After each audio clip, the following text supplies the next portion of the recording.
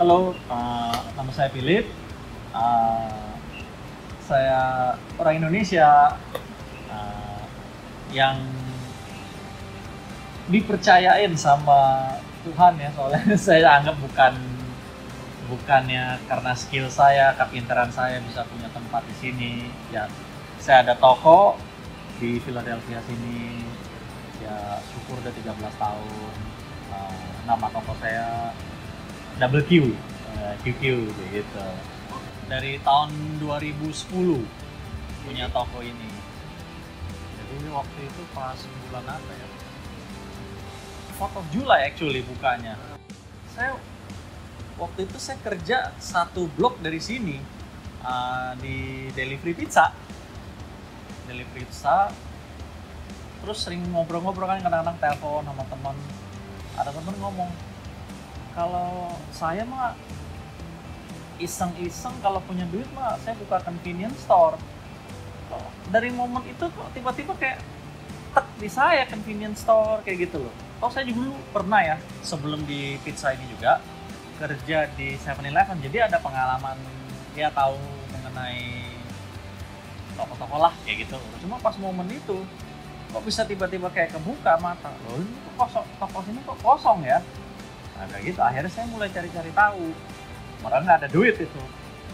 Waktu itu saya kebetulan punya banyak kredit card. Kan kita kadang-kadang bisa pinjam ambil cash advantage kan dari ini ya. Jadi ya dari sini dikit, dari situ dikit, kayak gitu-gitu segala macam, ya kan. Nah, kumpul-kumpul sama ada duit sendiri, ada pinjam saudara juga, kayak gitu. Akhirnya ya mulailah kayak begitu. Dulu di sini nggak sampai malam bener ya, cuma setelah COVID itu banyak yang kantor-kantor dekat belakang toko sini sama kayak office untuk dokter ya di daerah Brooklyn itu Hahnemann aja tutup. Itu rumah sakit, salah satu rumah sakit terbesar di Philadelphia. Mungkin orang yang kalau udah tinggal sini tahu lah Hahnemann Hospital itu tutup semua. Nah jadi siangnya itu rada sepi. Dulu siang rame, malam jarang sepi. Nah sekarang kebalik kayak gitu loh. Jadi yang malam-malam itu tuh ada aja, apalagi di daerah sini semenjak COVID ya. 7-Eleven Wawa jam 11 ke atas tutup mereka. Nggak berani buka. Nah, yang di satu blok dari sini juga ada 7-Eleven, itu pegawai itu dipukulin tuh berapa kali. Kita sebagai orang Asia ya, ini kan negara bukan negara Asia, selalu apalagi dealing sama publik ya, itu penghinaan, insult itu tuh cukup tinggi. Lu kerja kasir doang katanya low wages pegawai, pulang lu ke negara lu. Bayangin aja udah nyolong, kita tegur, kita malah disuruh pulang ke negara kita. Ayo. Nah, jadi yang kayak gitu-gitu kadang-kadang ya selama bisa saya telan, ya telan.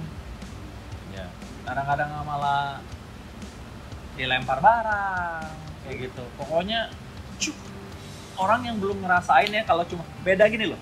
Kamu denger, oh ya orang kalau kerja-kerja dealing with public memang suka kayak gitu. Sama ngalamin sendiri dan hampir tiap hari itu beda. Sampai sekarang kok?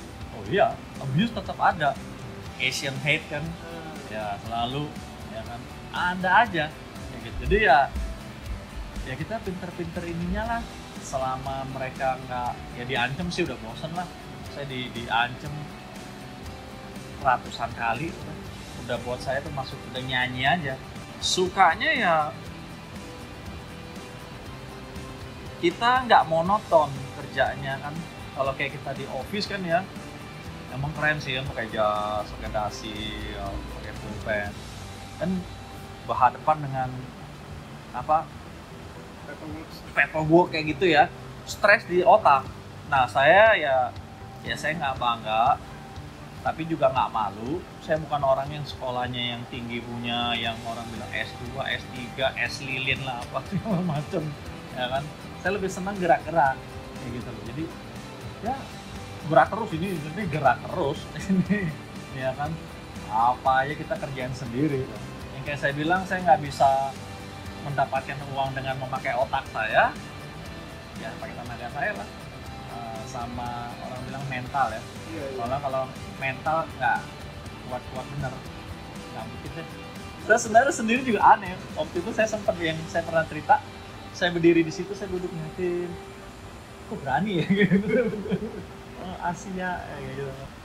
Ya kalau bisa ya suatu saat punya tempat sendiri, ya kan, toko sendiri yang istilahnya kita nggak perlu sewa, ya kan. Nah, kalau kita udah punya, itu kan yang paling pengeluaran yang terbesar kan sewa kalau di toko. Nah kalau bisa punya gedung sendiri, kalau untuk masalah bisnisnya, soalnya udah kebiasaan ya daerah sini ya, meskipun terlalu banyak hal-hal yang nggak enak, akhirnya jadi kebiasaan. Kalau rutinitas sudah ini, badan kita kayak adjust ya, bukannya unik ya, rada menyeramkan sebenarnya. Ada udah berapa kali ya, ini yang saya ingat aja ya. Yang kayak saya bilang, daerah sini kan kita dekat homeless shelter, jadi banyak orang nge-drug.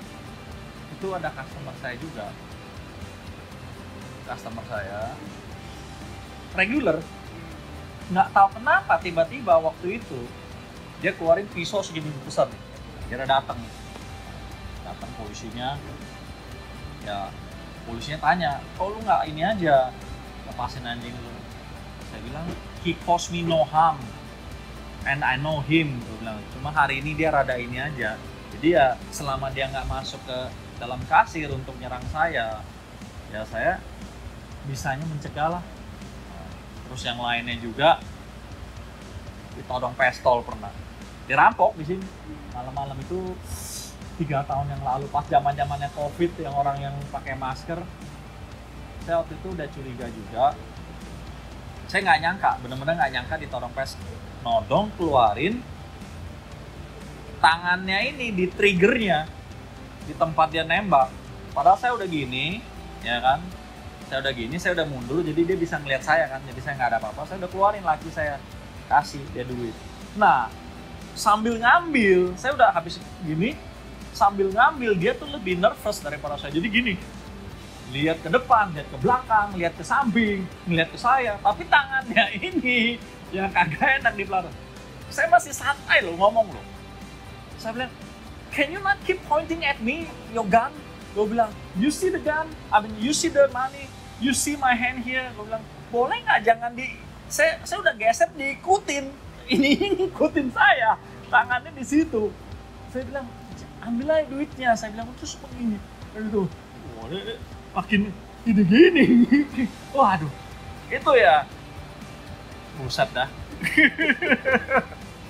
Semenjak COVID saya nggak pernah pulang. Kayaknya udah masih paranoid ya. Saya spend adult life saya di sini kayak mungkin udah 23 tahun ya. Jadi udah kayak rumah kedua saya kayak gitu loh. Jadi rutinitas hari-hari anak saya tuh ya udah rutinitas ini, saya bawa pulang ke Indo. Padahal di sana tuh diajak main terus ke kayak tempat main anak-anak lah tiap hari. Nah, pas udah kurang lebih 3 minggu, tiba-tiba lagi di mall, dia bilang, papi mau pulang. Dia bilang gitu. Oh iya, saya bilang bentar lagi kita pulang ya, papi juga capek. Bukan, papi mau pulang. Terus saya tahu, oh dia mau pulang sini, ke rumahnya dia ini, kayak gitu loh. Meskipun istilahnya cuma apartemen kecil dulu di belakang kayak gitu, dia ada feelingnya, dia bilang mau pulang pasti kayak gitu. Oh, gua ngerti. Saya bilang ya, nanti kita seminggu lagi kita pulang. Nah, kayak gitu. Jadi ya udah ini ya kayak rumah keduanya ya. Ya meskipun gimana pun juga kita ya sama orang Indonesia ya, lahir di sana, ngalamin suka duka juga di sana ya, pengen pulang juga once in a while. Pesan saya cuma gini doang, saya ini juga bandelan. Saya selalu punya prinsip, kalau kamu nggak mencoba, kamu nggak tahu. ya kan. Itu kalau orang bilang sukses itu tuh orang omong kosong lah. Itu kaki tangannya aja yang memang istilahnya sengaja wah mewah, yang orang sekarang bilang apa hidupnya kayak apa di Indo, sultan ya. Iya, oke sultan karena investasi ini itu nggak usah dengerin lah kayak gitu, percaya aja. Terus yang di sini yang namanya mining Bitcoin, ya kan, ada office yang keren segala macem, ya kan, ya of course lah glamor punya hidup mereka. Ujung-ujungnya pasti lari. Ya kalian mau percaya terserah, kan saya cuma cerita ininya saya ya. Orang bilang mungkin kamu lagi sial aja ya, makanya kamu ini. Saya rasa saya udah coba mungkin hampir 10 kali. Sosial-sialnya orang tuh kayaknya nggak sampai 10 kali ya. Saya nggak percaya saya sosial itu, cuma memang pasti bohong kayak gitu loh. Yang santai-santai aja lah. Kerja kita kalau memang kalian, termasuk saya, kalau udah ditakdirkan jadi milioner yang istilahnya orang bilang 1% punya lifestyle, kamu pasti kesana kayak gitu. Gimana caranya tuh pasti kamu, ya contoh lah saya simple, siapalah saya, ya kan, dari Indonesia cuma modal 2 koper, ya kan, duit tunjuk ya istilahnya, kalau ada kadang ditanya itu juga pinjam dari orang, ya bisa dikasih punya toko di sini, ya kan, punya rumah yang ya cukup lah istilahnya, bisa santai kayak gitu, cukup relax, punya rumah ada. Cuma itu yang saya bilang, yang rumah yang di tepi air belum dapat, ya kan. Jadi kalian tuh pasti nyampe. Kerja tapi jangan males, kerja aja, kalian berdoa sesuai dengan keyakinan masing-masing kan. Kalau kita udah ditakdirkan enak hidup, pasti enak. Dan juga pesan saya juga, jangan selalu kita lihat ke atas. Cuma kalau kita sekali-sekali kita intip ke bawah, just pray a lot, gue bilang, pray a lot, hopefully one day you will change your life. Kamu ini lebih enak, kamu tidur santai kan, iya. Kamu bisa masuk ke toko kan, beli kopi, iya. Kamu makan kue santai kan, iya. Terus kalau kamu sakit tiba-tiba nggak bangun, kan ada aja yang lewat teleponin 911 untuk ngajak kamu ke rumah sakit. Nah kita di Indonesia mau sesusah apapun atau di mana aja lah, kehidupan kalian banyak yang lebih susah daripada kalian. Nah, jadi ya kayak gitulah pesan saya, jangan yang kayak gitu-gitu, yang instan money punya, janganlah.